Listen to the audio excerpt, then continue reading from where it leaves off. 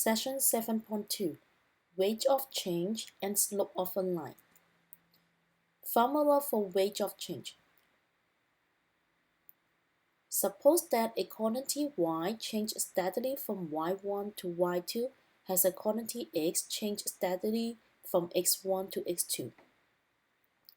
Then the weight of change of y with respect to x is the ratio of the change in y to the change in x. So here, talking about we have a two coordinate, x1, y1 and x2, y2. If we want to find the weight of change of y, means we want to find the difference between y1 and y2. And also we want to find the difference between the x1 and x2. So the weight of change of the formula, that will be equal to change in y over change in x. So think about it, how can I find the change in y? I could do y2 minus y1 in here. And change in x, I could do x2 minus x1. We call this is going to be the weight of change. Look at this example.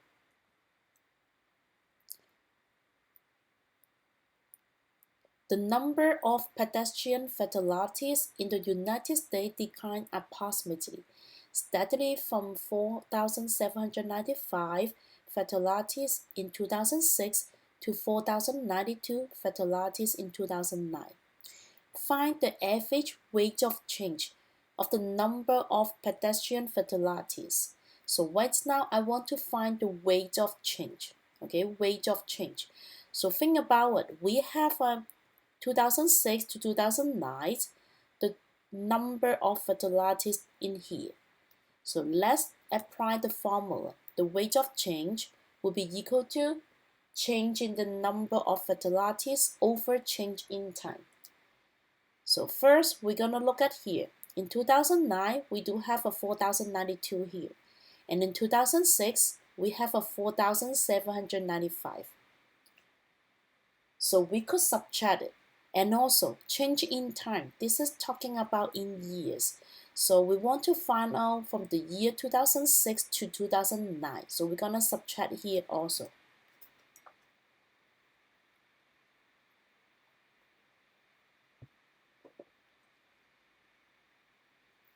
Okay, do the math here. You could get the negative numbers here. Okay, and then simplify it. You're going to get negative 234 fatalities per year. When you have a negative, this means the rate of change is going to be decreasing. Okay, it's going to be decline. Okay, the decline of 234 fatalities in here. Number 2, the total cost of 12 karate cars and an enrollment fee is 158.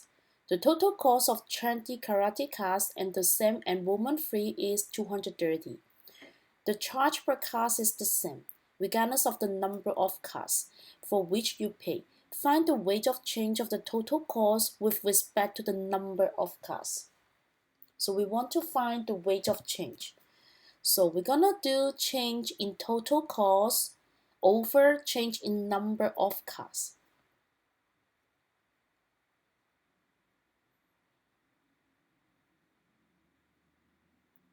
So change in total cost, we change it from 158 to 230.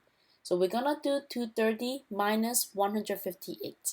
And then the number of cars, that'll be 20 karate cars minus 12. Do the math here, you're gonna get 72 over 8. Simplify it, you're gonna get $9 per one class.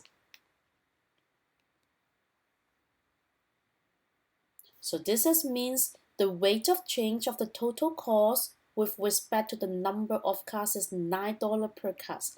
So the cost of each class is going to be $9.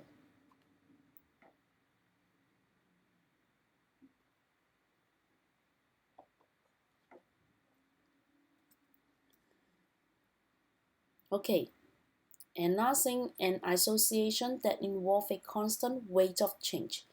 Suppose that a student travels at 50 miles per hour on a road trip. Let D be the distance in miles that the student can drive in t hours. First, identify the explanatory and response variable. Think about it, which one is going to be explanatory, which one is going to be the response variable.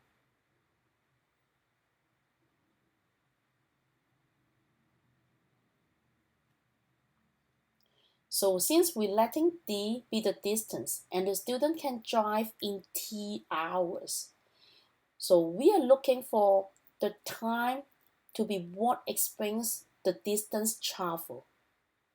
So obviously the t, that will be the explanatory variable, and then the response variable will be the d here.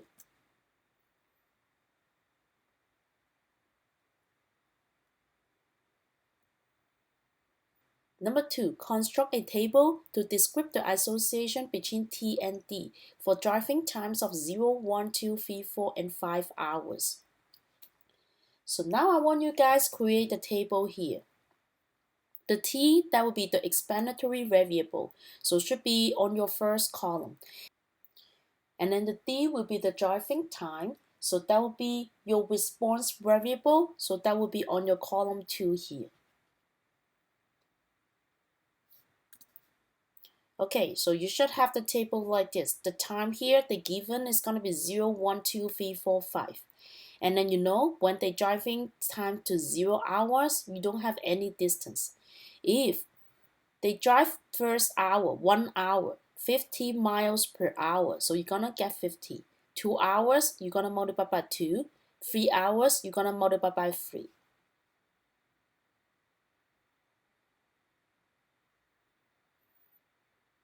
So this is the table to describe the association between the t and the d.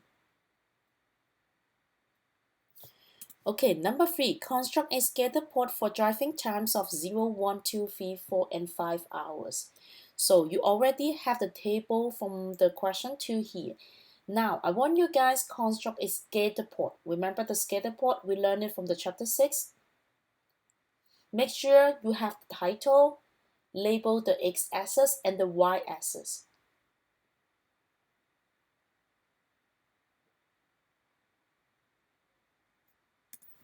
Okay, so you should have the time on your explanatory variable, which is going to be on your x-axis. This is talking about the hours. So we have from 0 to 5 hours in here.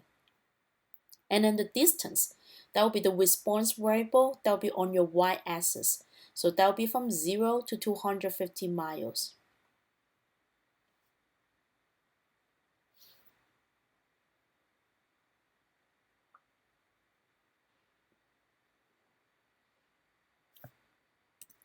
Okay, number 4. Describe the 4 characteristics of the association. Compute and interpret all as part of your analysis. If there is an association, draw an approximate model in the scatterplot. Okay, so here, let's look at the scatterplot again. We have the scatterplot in here. Is there any association here?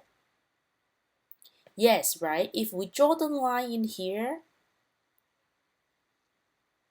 we could see all the points is gonna be on my straight line. Okay, so it's gonna be looks like this. So remember that if all the points is gonna be on your straight line, this is a perfect linear association. And we could see there's no outliers in here. Think about it. What is your R equal to? The R will be the linear correlation coefficient. What is the R equal to? You don't have to use the calculator here because all the points is going to be on the straight line here. So we know this is the perfect linear association, which just means the R is going to be equal to 1. The slope is going to be positive in here, right? Going like this direction. So we know this is going to be increasing and you know this is going to be positive. This is a positive and linear association.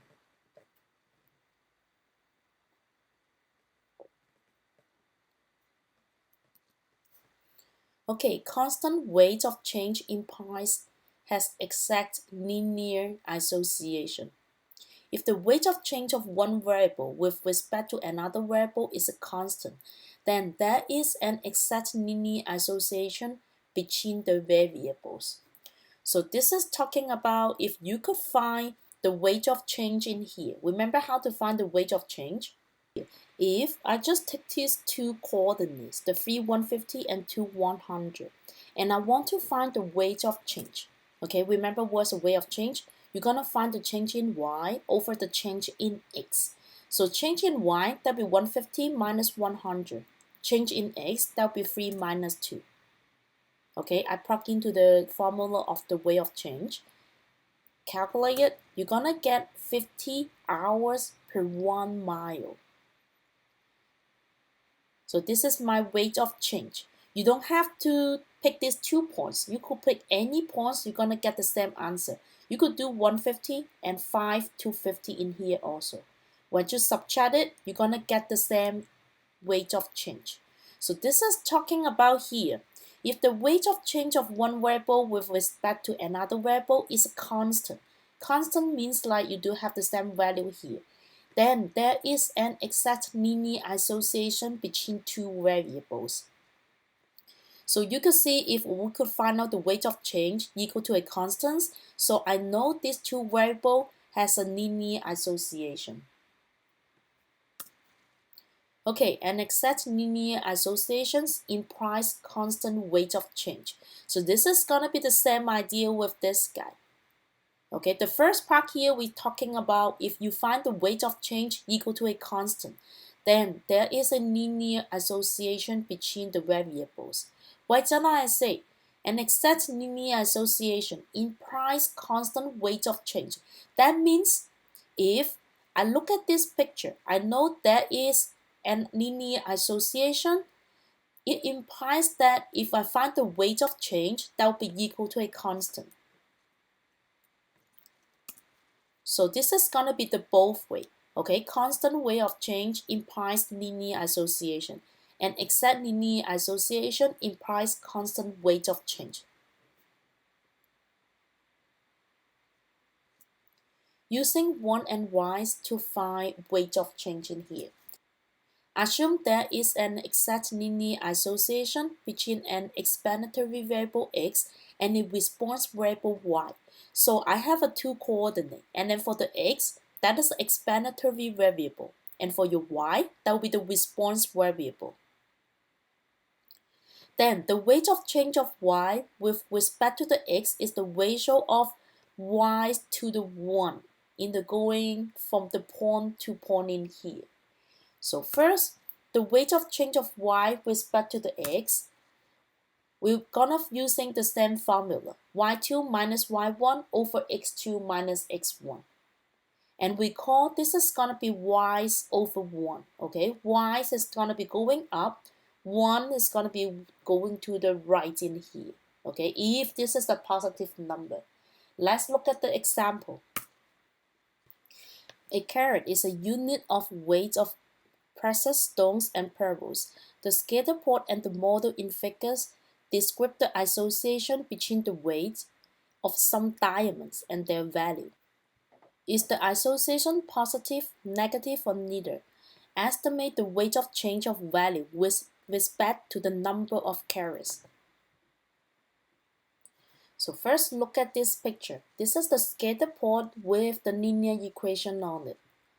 So first, is all the points is going to be around the straight line? Is it really, really close to the straight line? Yes, right? And also, is the line is increasing or decreasing? Increasing is going to be going up here. Decreasing is going to be going down. So this is going to be increasing, right? When we have the increasing, so means like the slope is going to be positive. So first, I could say the association is positive.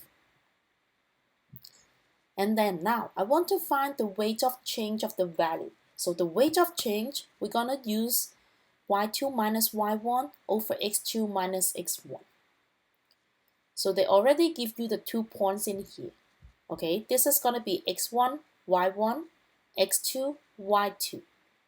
So y2 minus y1. So I have 1040 minus 110. x2 minus x1, that will be 0.35 minus 0.10 here. Okay, use the calculator, you could get this guy. And divide it. The rate of change will be equal to $3,720 per carat.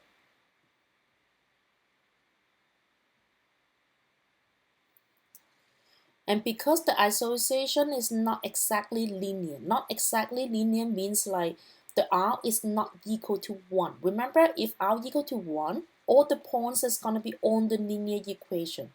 Right now, we only have a strong linear correlation here. So our result is approximate. Okay, this is approximate answer. If one diamond weighs 1 carat more than another diamond, it will cost approximately more than the other diamond. Okay, connection between the direction of an association and rate of change. If an association between two variables is positive, then the approximate rate of change of one variable with respect to the other is positive. So this is talking about when you see the scatter plot, you could tell this is going to be increasing. Okay, so you know this is a positive association. That means if you only take 2 points from here, find out the rate of change, it also is going to be positive. This is going to be positive slope. If an association between two variables is negative, then the approximate rate of change of one variable with respect to the others is negative. So this is talking about when you see the scatter plot, they are decreasing, they are going down in here. You know there is a negative linear association. Means like if you try to find the rate of change, only take 2 points from here, find out the rate of change, you will get the negative slope.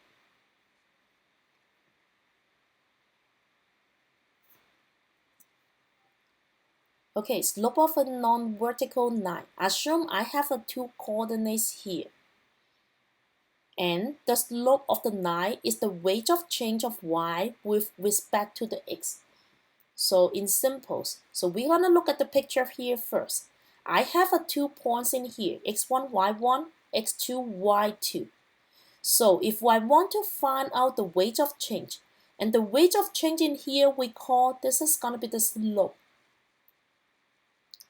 So the slope, that will be equal to y2 minus y1 over x2 minus x1. You could think about it. The slope is called y over 1, okay? Y over 1 means you could go up from here, y go up here, and then 1 here, okay? Or you could do 1 first, 1 here, and then go up here, y in here. Y over 1 will be equal to the slope. I need you guys remember this formula also. Okay, example, finding the slope of a line. Find the slope of the line that contains the points 2 and 3 and again 5 here. So we have the formula with the y2, y1, x2, x1. Don't mess up with the coordinate. So what we're gonna do, I'm gonna write it down. x1, y1, okay? x1, y1 equal to 2 and 3. x2, y2, that will be equal to x and 5 here. Now, I'm gonna plug into the slope formula. Okay? So we have y2 minus y1, which is 5 minus 3 here. And then x2 minus x1. So that will be x minus 2. Do the math. You got 2 over 6. Simplify it. That will be 1/3 in here. So if I give you guys the 2 points, plug into the slope formula, you should be able to find out the slope. Okay, by plotting points, we find that if the 1 is 6 and the y is 2, so the slope is, you could try to use the picture to explain about the slope. I have a 2 and 3 here. Okay, originally here, this is called y and 1. So means I want 6 unit. I'm gonna go to the right 6 unit here, and then y is 2 units. So I'm gonna go up 2 units. I'm gonna hit another point, x and 5. So this is the idea y over 1. That will be your slope.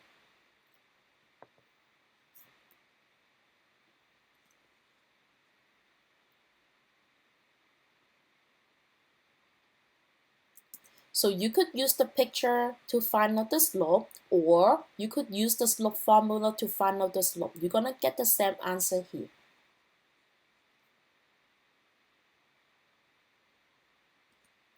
Okay, slopes of increasing and decreasing. An increasing line has a positive slope and decreasing line has a negative slope. So look at this picture. One to the right, this is considered positive.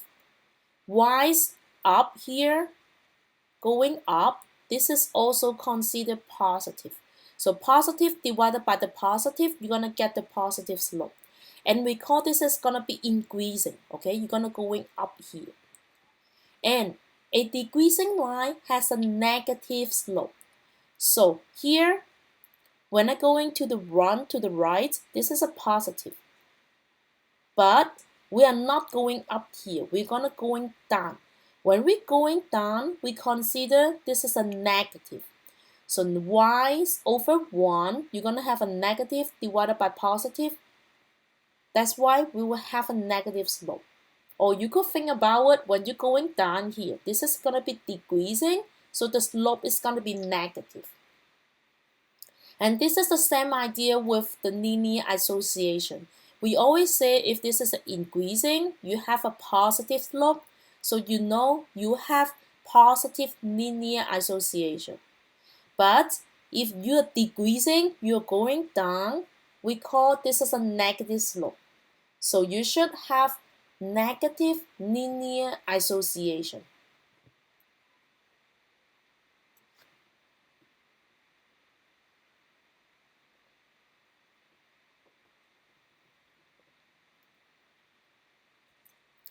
Okay, example, finding the slope of a line. Find the slope of the line that contains the point. So I have 2 points from here, and I want to find out the slope. So I'm gonna plug into the formula, y2 minus y1 over x2 minus x1. Again, make sure you write it down. This is a x1, y1. This is a x2, y2. Okay, you don't have to put like this x1, y1, x2, y2. You could do it opposite. You could call the first one, this is a x2, y2. Second one, that's x1, y1. It doesn't matter. You're gonna get the same answer. So plug it in.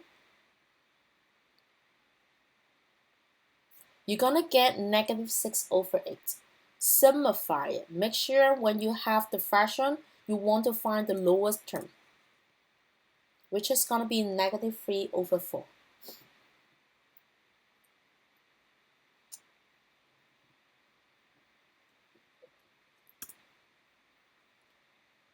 Okay, comparing the slope of two lines. Find the slope of the two lines sketched. Which line has the greatest slope? Explain why this makes sense in terms of the steepness of a line. So let's calculate the slope separately. First, we're gonna calculate the slope of the line 1 here, okay, L1 in here. You could take any 2 points. For example, I would get like this point. Look at the green line. This one, this is a 2, 1. And also, I could take this point also. This is gonna be 3, 2. Okay, I have these 2 points. Then we're gonna use the y over 1. We're gonna 1 to the right 1 unit, go up 1 unit. So the slope is gonna be 1 over 1. So you know the slope of line L1 will be equal to 1. Okay, do the same thing for another picture. We're gonna consider the line 2 here. We take 2 points again. So first point, we're gonna consider the 2 and 1 again, okay? Second one, you don't want to take this point because we don't want to approximate what is the x coordinate in here, right? So go, go, go. Okay, here. This point, that will be 3 and 4. Okay, so I have 2 points from here. So we're gonna 1 unit, y's 3 units. So y's over 1, so that will be 3 over 1 in here, which is gonna be equal to 3. So the L1 here, slope equal to 1. The line 2 here, the slope equal to 3. So you want to compare with the slope. Which one has the greater slope? The slope of the line 2 is greater than the slope of the line 1. And which is what we could expect because the line 2 here is steeper than the line 1 here. When you look at the picture, you could see the slope in here is going to be steeper than the L1 in here.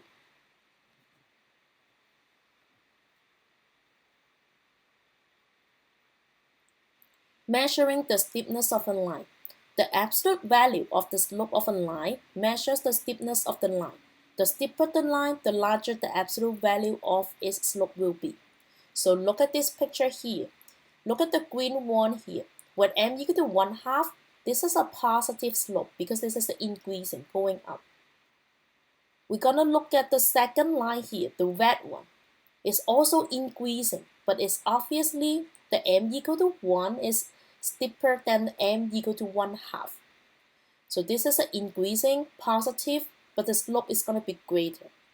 So m equal to 2 is still increasing. We're gonna be going up, and this is steeper than the m equal to 1. So the number is gonna be greater. But if you keep going until I hitting this line here, you're gonna see this is gonna be decreasing. When we have a decreasing line, the slope is gonna be negative.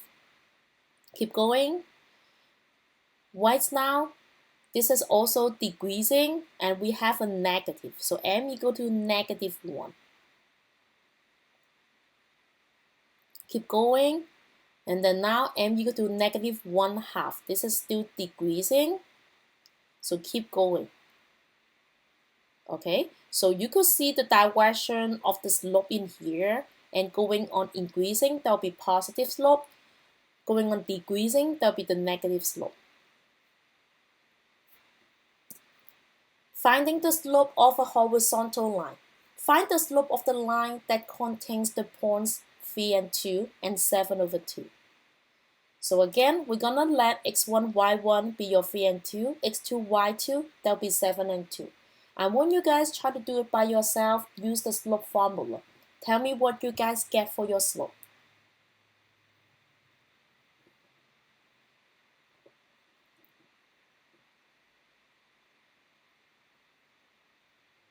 Y2 minus y1 over x2 minus x1. You're gonna get a 0, right? So think about it. What is the meaning of m equal to 0? We use the picture to point these two coordinates. 3, 2 here, 7, 2 here. And then when we join these 2 points together, you're gonna see this is gonna be your horizontal line. When you have a horizontal line, means there's no slope. So that's why we find it out the slope is gonna be equal to 0. Okay, try another one. Find the slope of the line that contains the point 3, 1 and the 3, 5. So again, use the slope formula, find out what is your slope.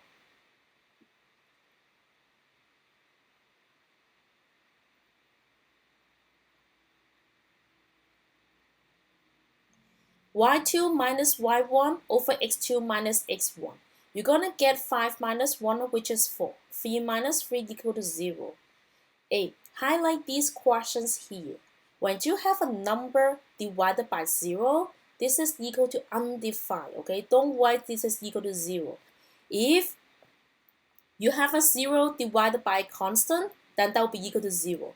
But if you have a number divided by the zeros is in your denominator, this is called undefined. So what kind of the line will get the undefined slope? We're gonna put these 2 points on your coordinate system.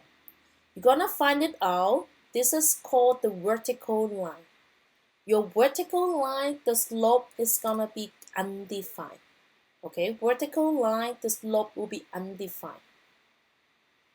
When the straight line is gonna be horizontal, the m equal to 0. When you have a vertical line, the slope is going to be undefined. Okay, go back to this picture. Look at this picture again. I want you guys draw 2 more lines in here. Draw one line that is horizontal. Okay, when it's a horizontal line, the slope m equal to 0. And if you're going up here, m is going to be 1/2. Going up, m is equal to 1. That's a positive and increasing the number. Okay, m equal to 2. Keep going, add one more line on your y-axis. When you have vertical line, the slope is going to be undefined.